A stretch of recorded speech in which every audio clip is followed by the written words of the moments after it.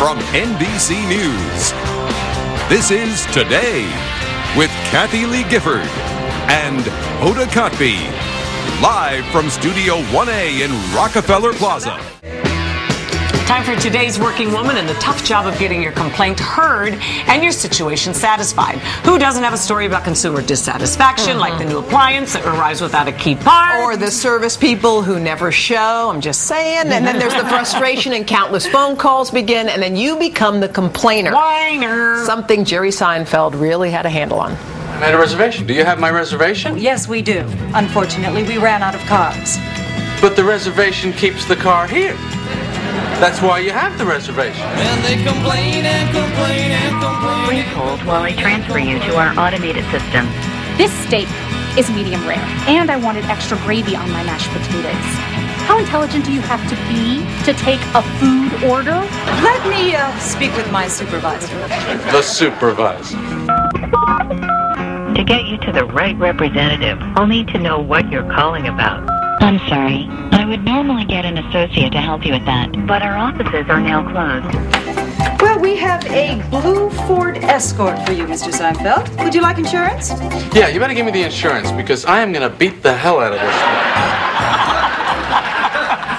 Oh, that woman in that movie, Wait, was a nasty complainer. So how do you get good customer service? Margot Gillman is the deputy editor of Ladies' Home Journal, and etiquette expert Amy Symington is the CEO of Successful Kids, Inc. Hey, ladies. Yeah. Welcome, ladies. Right. Here's the initial frustration, and I just know because this week's been rough for me, is getting somebody on the phone to start, because you're constantly pushing that one and one, and so by the time you actually get to a human being, you're already lathered up that's and if upset. you even get to a human being. You know the thing is really bad when you are screaming at a computer-generated voice, right? Yeah. Which could also happen. But you have to keep your cool. I get it, but it's hard sometimes. Yeah, I think an important thing to do when you finally do get to that person is to make it clear to that him or her that you're not blaming them. They didn't cause your problem. They're there the ones to help you fix it. So if you start, in a calm way, you have made them more of an ally and not your enemy, and you'll get better satisfaction. Sometimes they just don't seem that interested, though. Sometimes you realize they're just on the clock and they're just one more. You get that feeling sometimes, right?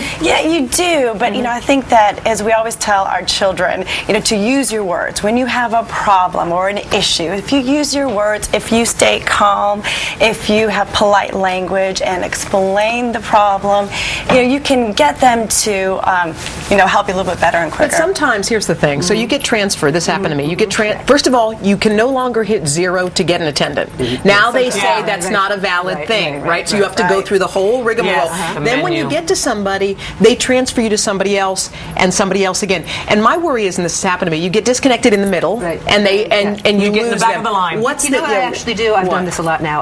Before I even have any kind of fight with them or conversation about the problem, I ask for their name and I give them my phone number. So if we get disconnected, they can call me back, because I don't want to sit there, especially when I go. And also, if you ask for their name, they're on record as the person that might have been rude to you backwards. What about face to face? I've thought about, because now my cable's not working and whatever. I've thought about going just fine. Whatever. I've thought about going down to the Time Warner cable place and waiting there, but I know I've been there once to return equipment. It's a madhouse there. Is it better to physically show up somewhere? Like, what's the best plan of action for somebody? I think one of the problems why we have so many complaints and why we're complaining and so many things wrong is because we've lost that face-to-face thing. I think you put two real people face-to-face, you're going to start from a position of more kindness and niceness when there's not this anonymity that allows us to, show our that's what meaner we're used to, is the selves. anonymity now. But with internet, with all of the social networking tools we have, with blogging and tweeting, it's so easy for us to write our complaints so quickly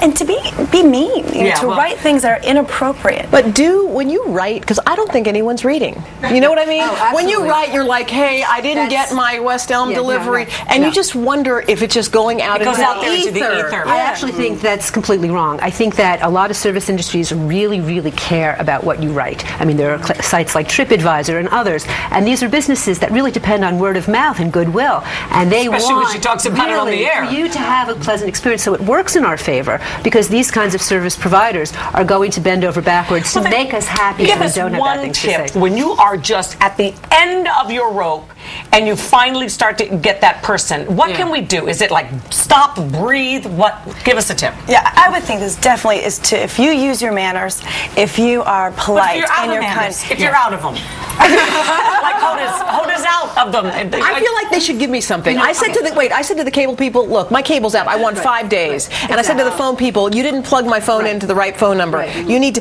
But I don't know if that's ever happening. Know what it is you want. What is it going to make you happy? Know what it is. Maybe you don't say it right away. Ask them, what can you do for me for this situation? And then they don't, they're whatever, and you say, no, well, this is what I would like you to do, and you can negotiate. Or if they say no, because they told me you can't get your rebate on the phone thing. They said, I'm sorry, we just have to charge you for the hookup. I said, but that's twice now we've done it. Right.